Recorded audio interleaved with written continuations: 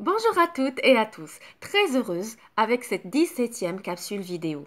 J'espère que vous arrivez à suivre et que vous avez pu voir les autres vidéos. Oui, parce que nous sommes presque à la fin de notre module Management S2.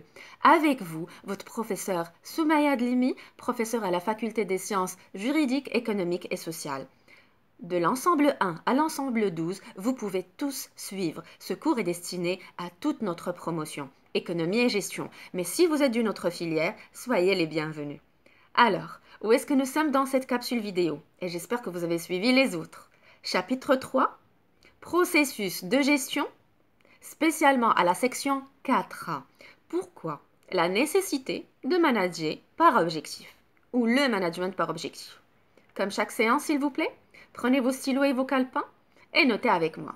Nous commencerons cette capsule par comprendre déjà l'utilité des objectifs.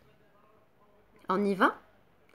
Vous savez que les objectifs, ils donnent un sens aux efforts collectifs ou individuels. Ils correspondent à un besoin du corps social des entreprises. Ils permettent aussi la réappropriation d'un pouvoir par la hiérarchie intermédiaire et aussi la mobilisation des motivations de chacun. Si on parle de délégation, la délégation, elle consiste à confier à quelqu'un la responsabilité d'un résultat, avec les pouvoirs, bien sûr, d'agir et de décider, qui sont associés à la réalisation de cet objectif. Dans le même sens, prière de noter, s'il vous plaît, un gestionnaire ou un manager ou même un chef d'équipe devra choisir de diriger par les activités grâce à un management de proximité avec lequel il dirigera et orientera ses salariés. Et en principe, le management, il prône la clarification des missions aux salariés. Si vous allez expliquer à un salarié sa mission clairement, de façon précise, vous allez l'aider déjà à déployer des efforts dans le bon sens et vous aurez la performance que vous attendez. Donc, le management, qu'est-ce qu'il prône? Qu'est-ce que je viens de souligner? Être clair, la clarification des missions aux salariés pour qu'ils puissent suivre, pour qu'ils puissent passer à l'exécution. Donc, qu'est-ce que nous venons de soulever ensemble? Dirigé par les activités. Soulignez-la s'il vous plaît. La direction ou dirigée par les activités. Qu'est-ce qu'une activité déjà? C'est une réalisation nécessitant l'exécution de plusieurs tâches. Voilà. Donc, qu'est-ce qu'elle va induire? Première des choses, la polyvalence. Notez-la et soulignez-la avec moi, s'il vous plaît. Qu'est-ce que ça veut dire? Plusieurs tâches sont réalisées par la même personne.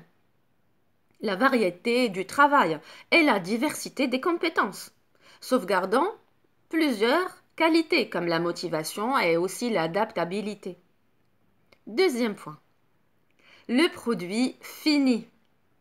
Une série d'actions qui vont concourir ou mener, on va dire, ou nous conduire vers une réalisation qui est claire. Troisième point, l'esprit d'initiative. Et oui, le contrôle ne porte pas dans un premier temps sur la bonne exécution de chaque tâche, mais sur la réalisation finale. Donc, le concept d'objectif qui nous intéresse, s'il vous plaît, il faudrait qu'on le définisse, vous et moi. Alors, qu'est-ce qu'un objectif? Souvent, plusieurs personnes nous disent « c'est quelque chose à laquelle nous voulons arriver ». Oui, c'est un point que vous mettez là devant vous et vous faites tout, vous déployez beaucoup d'efforts pour pouvoir y arriver. C'est un point que vous voulez absolument atteindre. Passons au concept maintenant d'objectif qu'il est utile de définir. Un objectif, qu'est-ce que c'est? C'est un résultat mesurable à une échéance qui est précise grâce à la mise en œuvre de certaines actions. Donc, qu'est-ce que vous retenez avec moi? Il est mesurable dans le temps, avec un deadline précis. Nous arrivons par exemple à certains objectifs à court terme, 2 ans, à long terme, 10 ans ou même à moyen terme, en 5 ans. Dans le cadre de la gestion prévisionnelle, il est utile de tracer des objectifs à atteindre pour la mobilisation bien sûr de toutes les ressources, mais aussi pour voir les failles, les opportunités, les menaces et même élaborer la bonne stratégie. pour œuvrer ensemble à la réalisation de l'objectif commun. Restons concentrés, s'il vous plaît, pour découvrir plus ce concept d'objectif qui nous intéresse. Le concept d'objectif, il est focalisé, il se concentre sur plusieurs éléments. Il est concentré sur demain, l'avenir, les années à venir. Donc, lorsque un manager il va tracer des objectifs, il est orienté futur proche ou lointain. Deuxième point, diagnostic. Faire un inventaire, listing des besoins, élaborer une méthode SWOT, pourquoi pas, pour étudier les possibilités d'action. Troisième point, l'action. Qu'est-ce que c'est? Toujours agir, malgré le stress, malgré les conflits en interne, la pression de l'environnement, les délais qui sont serrés, la rude concurrence et même la compétitivité. Enfin, la liste est longue, vous le savez, mais on ne doit jamais s'arrêter. Never give up, si vous voulez. Notre devise, je l'avais déjà expliqué dans plusieurs capsules auparavant, action, rectification, continuation. Quatrième point, le résultat. Il faut obtenir un rendement X ou Y, déterminé, désiré et tracé par la direction ou nos supérieurs hiérarchiques. Donc les concepts qui s'invitent devant nous sont rentabilité, rendement, productivité, efficience, efficacité. Donc, performance pour arriver à un profit. Passons au point suivant, l'indicateur et le contrôle. Eh oui, avoir des indicateurs de mesure est essentiel. Pourquoi? Pour pouvoir situer la qualité de l'effort et la quantité du rendement. La quantité de l'effort de chacun et surtout évaluer ses performances. Point suivant, le moyen. Il est indispensable de mobiliser des moyens nécessaires afin de faciliter l'atteinte des objectifs, qu'ils soient moyens financiers, humains, stratégiques, techniques, digitales, logistiques. Point suivant, la motivation. Oui, je sais, elle est très importante. Et là, c'est un point, pourquoi il est tellement important pour moi? Parce que le manager peut utiliser plusieurs types et plusieurs sortes de motivation. La motivation financière, là, ça va de soi, c'est des primes de rendement, augmentation de salaire, possibilité de mobilité en interne, ou de la motivation aussi relationnelle, psychologique, en jouant sur la confiance, en jouant sur la reconnaissance, la valorisation du salarié. Très bien. Passons à présent à la formulation d'un objectif. Comment on peut le formuler, l'objectif? Généralement, si vous voulez formuler un objectif, vous devez utiliser une formule. Notez-la avec moi. Un verbe plus une mesure plus une échéance de réalisation. On y va doucement? Est-ce que vous avez noté?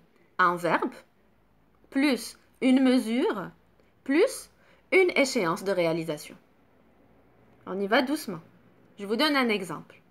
Réduire de 0,3% le taux de contentieux pour passer de 4,6 à 4,3 à la fin de l'année 2015. Je vais répéter cette phrase. Si vous pouvez noter avec moi pour pouvoir suivre ensemble. Réduire de 0,3% le taux de contentieux pour passer de 4,6 à 4,3 à la fin de l'année 2015. Réduire, qu'est-ce que c'est? C'est un verbe d'action. 0,3%, qu'est-ce que c'est? Une mesure. La fin de l'année 2015, c'est une échéance, c'est un délai. Et donc, le manager, pendant ces réunions, lorsqu'il explique les objectifs à atteindre, il doit tout de même préciser clairement l'action à effectuer, l'action à mener pour pouvoir éviter que le teamwork rentre dans des confusions. Il doit aussi préciser à quel niveau, à quel degré il désire qu'ils s'investissent. Donc une mesure quantifiable de leur effort et bien sûr finalement, il devra clarifier en combien de temps ils peuvent agir pour qu'ils puissent, eux, de l'autre côté, bien gérer le temps. Voilà, j'espère que ça va pour ce point-là et j'espère que vous avez compris cet exemple. Je vous donne un autre exemple? Très bien. Augmenter la production actuelle de 2%. on va dire dans le secteur automobile, par jour d'ici une année. Qu'est-ce que vous comprenez? Nous avons toujours le verbe d'action, la mesure et l'échéance. En fin de compte, vous remarquez avec moi qu'un objectif, il doit avoir certaines spécificités. Un objectif, qu'est-ce qu'il doit être? Depuis tout à l'heure, je répète le mot précis, spécifique, pour éviter que certaines personnes ne comprennent pas ou ne comprennent pas très bien ou qu'ils puissent agir de façon non désirée ou différente de l'objectif qu'il faudrait atteindre. Donc précis, spécifique, élevé, pour représenter bien sûr un challenge, un objectif tant qu'il est élevé, tant qu'il crée de l'adrénaline, tant que ça donne de la motivation et aussi de la compétitivité. Mais aussi il doit être réalisable, précis, spécifique, élevé, mais réalisable. Bien sûr réalisable selon la capacité de chacun. On ne va pas demander à certaines personnes qui ne maîtrisent pas certains champs d'action d'arriver à un seuil de performance. Ils ne vont pas pouvoir suivre. Donc réalisable selon les capacités de chacun. Le budget aussi, selon le budget et selon les moyens de bord disponibles. Voilà, j'espère que vous avez pu entourer la question. Ici prend fin notre capsule. Ce n'est pas encore fini. Nous avons encore 2 vidéos qui nous attendent. Je vais le poster bientôt. Je vous remercie toujours d'être là pour me suivre. Et on se dit à très très bientôt. Portez-vous bien. Au revoir.